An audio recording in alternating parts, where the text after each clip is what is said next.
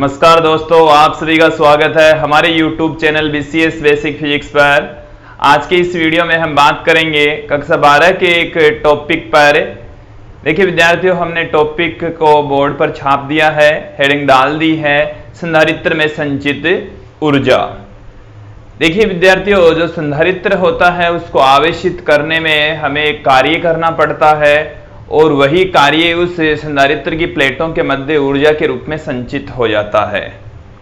देखिए संधारित्र एक ऐसी युक्ति है जिसमें हम विद्युत ऊर्जा संग्रहित कर सकते हैं। ये बात हमने पहले भी बताई थी, अब भी सुन लीजिए कि किसी संधारित्र की जो प्लेटें होती है उनके मध्य का जो स्पेस है उसमें विद्युत ऊर्जा संचित होती है।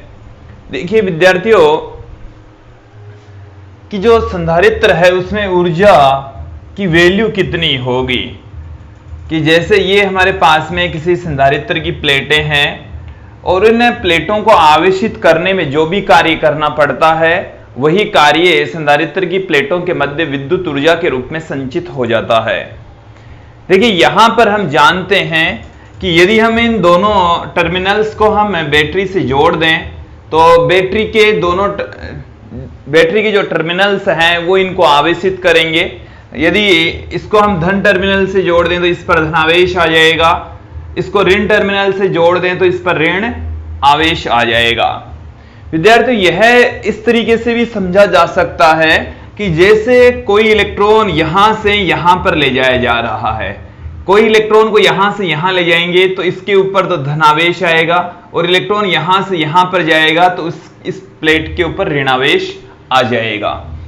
देखिए विद्यार्थियों, यदि हम पहला इलेक्ट्रॉन यहां से यहां तक ले जाएंगे तो उसमें जो ले जाने में किया गया कार्य है वो शून्य होगा, पर और जैसे ही इलेक्ट्रॉन यहां से ले जाएंगे तो इस पर तो जो धनावेश है वो उस इलेक्ट्रॉन को अपनी ओर खींचेगा और यहां पर जो इलेक्ट्रॉन पहले से ही मौजूद है वो अन्य इलेक्ट्रॉनों को प्रतिकर्षित करेगा।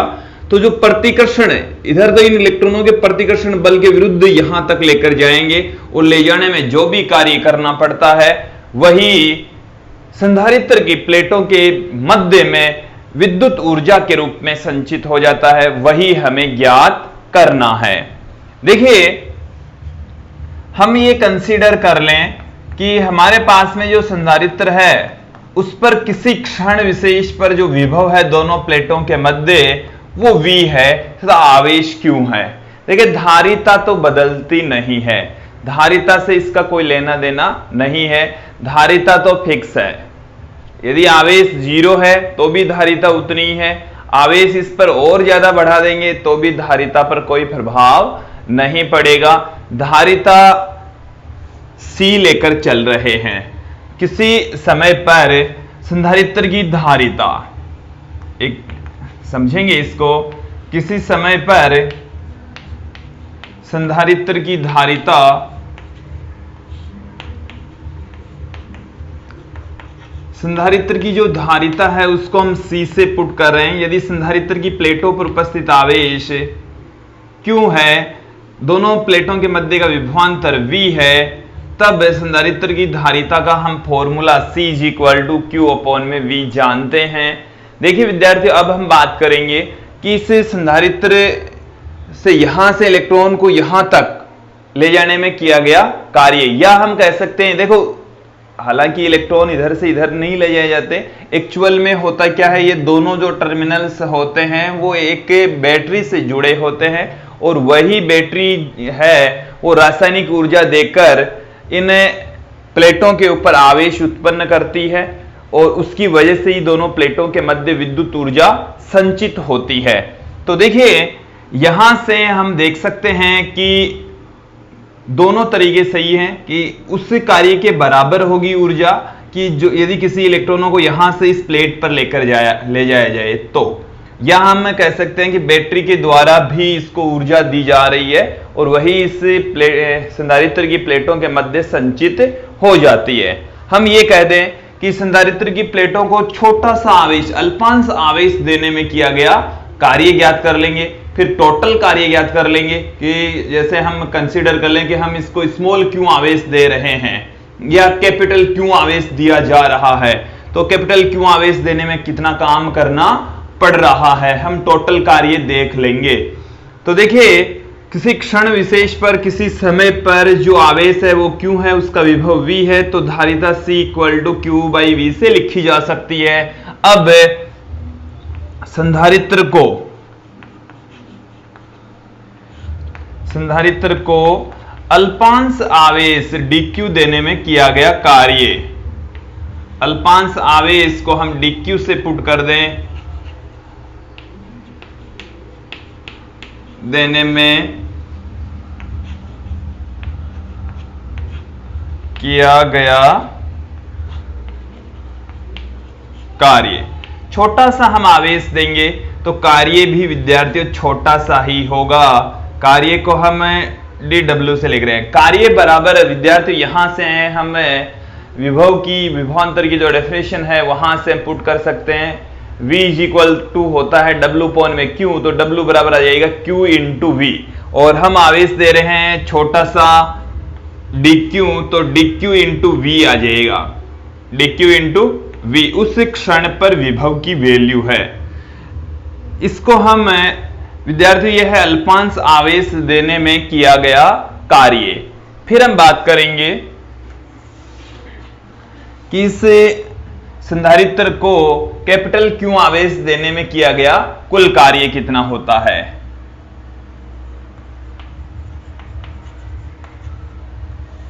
संधारित्र को कैपिटल Q आवेश देने में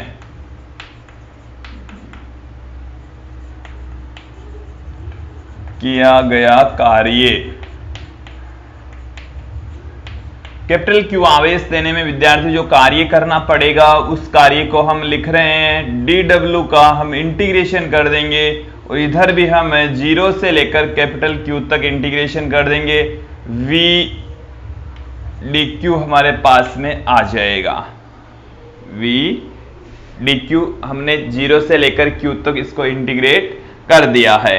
अब देखिए यहां से हम v की वैल्यू, समीकरण 1 से v की वैल्यू इसमें हम पुट कर देंगे, तो आपके पास में क्या आ जाएगा, समीकरण 1 से v इज इक्वल टू, यहां से देखिए विद्यार्थी q बाई सी आ जाएगा, तो q बाई सी उपरोक्त समीकरण में रखने पर, उपरोक्त समीकरण में रखने पर देखिए dw का जो इंटीग्रेशन है वो w हो जाएगा, और यहां से जब इसकी वैल्यू पुट करेंगे आप, तो 0 से लेकर कैपिटल Q तक इसकी वैल्यू है q बाई सी dq, और यहां से 1 बाई सी को हम इंटीग्रेशन से बाहर ले लेंगे, 0 से कैपिटल Q तक q dq। यहां पर आप देखेंगे कि इस q का इंटीग्रेशन q के रेस्पेक्टिव कर रहे हैं, तो हमारे पास में क्या आ जाएगा, इसका इंटीग्रेशन 1 बाई सी तो बाहर पड़ा ही है, q स्क्वायर बाई 2 आ जाएगा। इसका इंटीग्रेशन कैसे हुआ वो देख लेंगे। अक्ष की घात यहां पर 1 है, अक्ष की घात n का इंटीग्रेशन होता है अक्ष की घात n+1 अपॉन n+1। एक बार फिर से सुन लीजिए, अक्ष की घात n का इंटीग्रेशन होता है अक्ष की घात n+1 अपॉन n+1। देख लेंगे, मैं फॉर्मूला पुट कर देता हूं आपके लिए। अक्ष की घात n का इंटीग्रेशन होता है अक्ष की घात n+1 अपॉन n+1 प्लस में c होता है। देखिए विद्यार्थी ये इंटीग्रेशन का फॉर्मूला यहां पर q के रेस्पेक्ट हम इंटीग्रेशन कर रहे हैं, इसकी घात 1 है तो 1 + 1 2, बटे में भी 1 + 1 2 हो गया है, और लिमिट यहां पर पुट कर देंगे हम 0 से लेकर कैपिटल Q तक आवेश दिया जा रहा है। संधारित्र को 0 से लेकर कैपिटल Q आवेश दिया जा रहा है।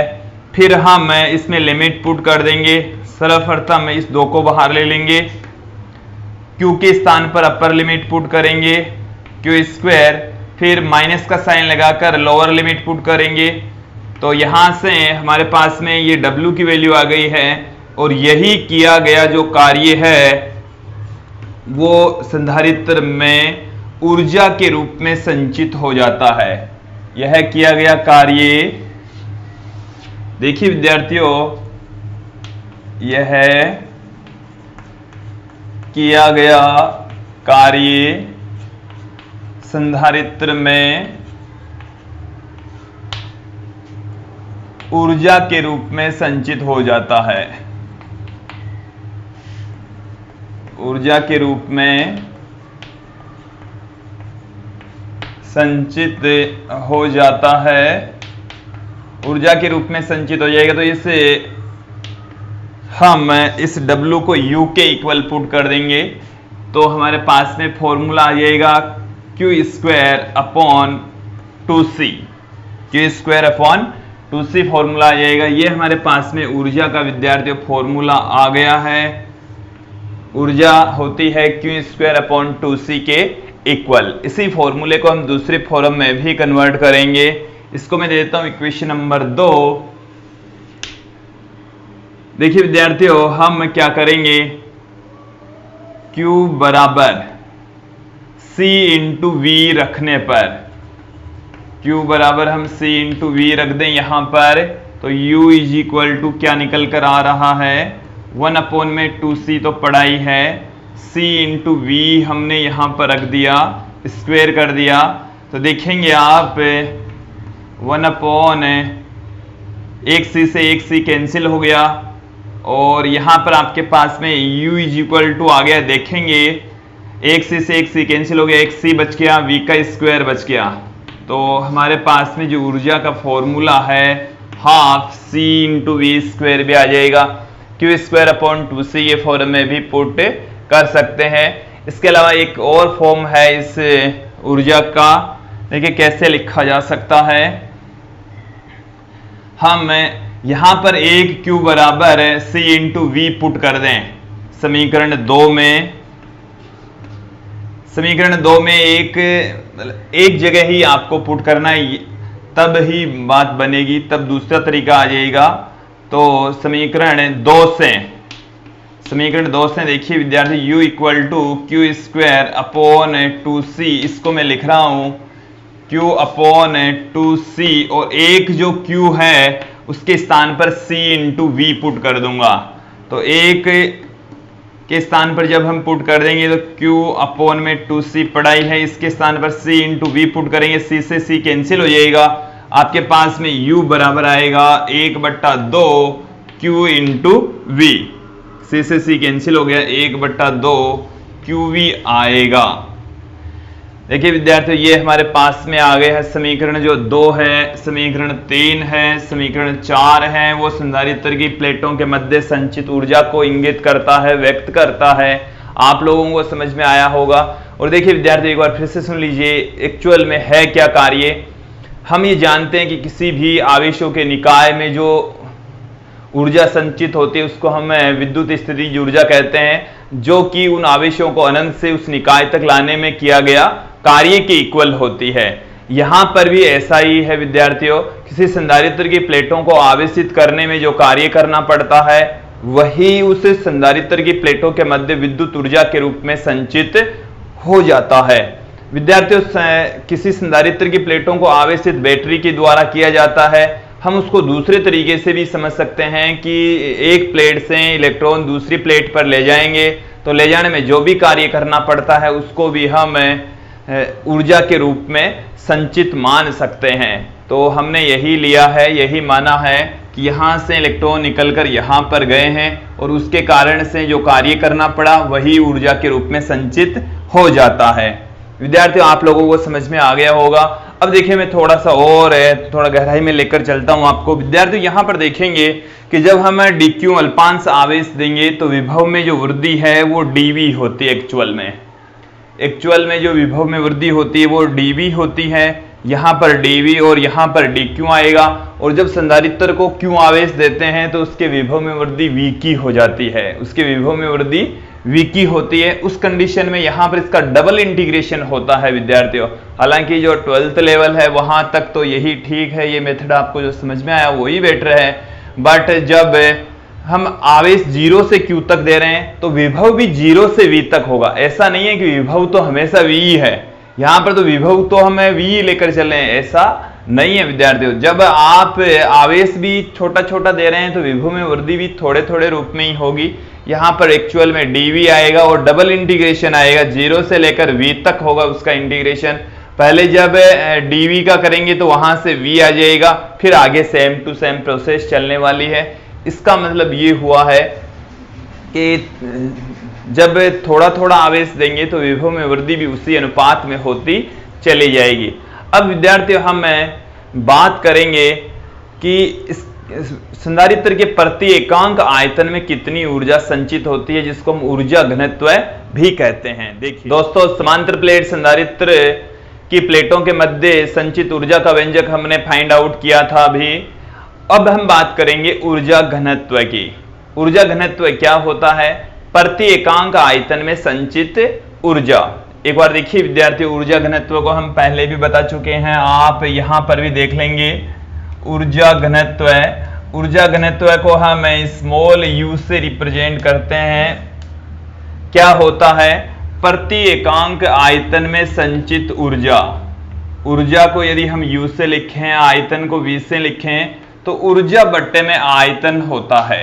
ऊर्जा बट्टे में आयतन को ही हम ऊर्जा घनत्व कहते हैं। प्रति एकांक आयतन में संचित जो एनर्जी है उसी को ही ऊर्जा घनत्व कहा जाता है। हम ऊर्जा का तो फॉर्मूला जानते हैं विद्यार्थियों, और उसी फॉर्मूले का प्रयोग करते हुए हम यहाँ पर ऊर्जा घनत्व की वैल्यू फाइंड आउट करेंगे। हम ये कंसीडर कर लें कि हमारे पास में एक संधारित्र है और उस संधारित्र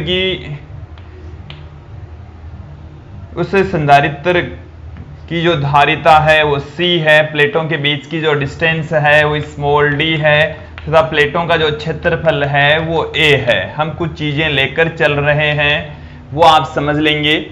देखिए विद्यार्थियों, क्या क्या लेकर चल रहे हैं? संधारित्र की धारिता, संधारित्र की जो धारिता है वो हम लेकर चल रहे हैं c। संधारित्र पर आवेश, संधारित्र पर आवेश का मतलब है किसी एक प्लेट पर उपस्थित आवेश का परिमाण, जो कि हम Q स्मॉल वाला ले लें या अभी Q कैपिटल लेकर चले तो कैपिटल ही लेकर चल लीजिए। इसके अलावा विद्यार्थियों, प्लेटों का क्षेत्रफल, संधारित्र की जो प्लेट है, किसी भी एक प्लेट है उसका जो क्षेत्रफल है वो हम कंसीडर कर लें कैपिटल A है। दोनों प्लेटों के मध्य की दूरी, दोनों प्लेटों के मध्य की दूरी को हम स्मॉल d से पुट कर दें, स्मॉल d के इक्वल पुट कर दिया है। यहां तक आप लोगों को समझ में आ गया होगा विद्यार्थियों। और जैसे किसी क्षण पर जब आवेश q है तब प्लेटों के मध्य का विभवांतर v है, तो संधारित्र में की प्लेटों के मध्य संचित ऊर्जा, संधारित्र की प्लेटों के मध्य संचित ऊर्जा, कितनी ऊर्जा संचित हुई है उसकी बात करेंगे। तो देखिए विद्यार्थी, ऊर्जा को हम U से लिखते हैं, जो कि 1/2 C × v² के रूप में लिखी जा सकती है। ये हम जानते हैं, ये हमने अभी इस वीडियो के अंदर देखा था, पहले देखा था, हाफ CV²। यहां पर आप देखिए विद्यार्थियों, हम जानते हैं संधारित्र के लिए, विद्यार्थियों आप क्या जानते हैं? संधारित्र की जो धारिता होती है, संधारित्र की धारिता, और संधारित्र की जो धारिता है C = A ε0 स्मॉल d के इक्वल होती है। इसको आप दीजिए समीकरण 2 दे सकते हैं। विद्यार्थियों, हम यहां पर C की वैल्यू निकाल ली है। V की वैल्यू और देखेंगे, दोनों प्लेटों के मध्य का विभवांतर, यदि दोनों प्लेटों के मध्य विद्युत क्षेत्र की तीव्रता E है, तो यदि संधारित्र की प्लेटों के मध्य, संधारित्र की प्लेटों के मध्य का विद्युत क्षेत्र यदि कैपिटल E है, तो प्लेटों के मध्य का विभवांतर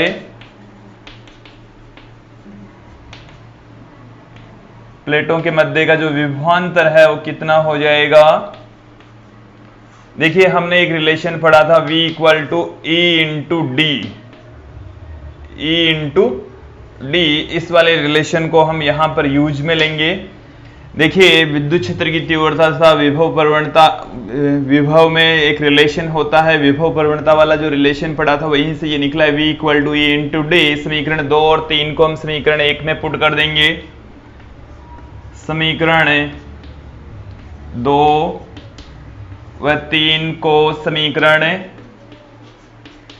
1 में रखने पर, एक के अंदर जब इसको पुट करेंगे हमारे पास में u इक्वल टू 1/2। अब यहां पर देखेंगे c की जो वैल्यू है वो epsilon not upon small d put कर देते हैं। फिर देखिए विद्यार्थियों यहां पर v का स्क्वायर, तो v का स्क्वायर का मतलब है e square into D square, e square into D square. अब आप इसको गौर करके देखेंगे, समझेंगे, जो कटपिट रहा है उसे काट देंगे। एक डी से एक डी कैंसिल हो गया, 1/2। यहां पर ये a बचा हुआ है, एक इससे जो d बच गया, एक तो कट गया, एक जो बच गया है उसको मैंने यहां पर पुट कर दिया। ये एप्सिलॉन नॉट पढ़ाई है, e स्क्वायर यहां पर पढ़ाई है। ये जो a इंटू डी है ये है संधारित्र की प्लेटों के मध्य का आयतन। हमारे पास में जो ऊर्जा है उसका एक फॉर्मूला और भी आ गया है, इसको भी आप ऊर्जा का ही फॉर्मूला समझें। संधारित्र की प्लेटों के मध्य का आयतन कितना होगा? संधारित्र की प्लेटों के मध्य का आयतन, विद्यार्थी जो आयतन है उसको हम V से लिखते हैं। और यहां पर संधारित्र की प्लेटें, संधारित्र की जो प्लेटें हैं उनका क्षेत्रफल A, डिस्टेंस है D, तो A इंटू डी है वो इसका आयतन हो जाएगा। तो ये है A इंटू डी के इक्वल, जो आयतन है उसको हम A इंटू डी के इक्वल पुट कर सकते हैं। तो यहां से आपके पास में U इक्वल टू निकल कर आ रहा है हाफ। ये जो V है इसको आप समझ लेंगे विद्यार्थियों, ये जो V है वो यहां पर आयतन है, और जो हमने इससे पहले ये वाला जो V यूज में लिया था वो है विभवांतर। दोनों में डिफरेंस करना है, और चाहे तो मैं इसे को हम आयतन ही पुट कर दें, इसको हम आयतन ही रहने दें, आपको बेटर तरीके से समझ में आ जाए। इसलिए एप्सिलॉन नॉट पढ़ाई है, ई स्क्वायर पढ़ाई है, आयतन का इधर हम भाग लगा देंगे तो U बट्टे में आ जाएगा आयतन, ये इक्वल टू में चल रहा है half epsilon not E square के, और U बट्टे में आयतन, ऊर्जा बट्टे में जो आयतन है वो होता है ऊर्जा घनत्व। तो ऊर्जा घनत्व से इसको पुट कर देंगे। ऊर्जा घनत्व को स्मॉल u से लिखा जाता है, जो कि विद्यार्थियों half epsilon not E square के इक्वल आ जाएगा। ये हमारे पास में ऊर्जा घनत्व का फॉर्मूला आ गया है। आप लोगों को भी ये फॉर्मूला अच्छे से समझ में आया होगा। संधारित्र की प्लेटों के मध्य ऊर्जा घनत्व, आप लोगों को ये वीडियो पसंद आया होगा।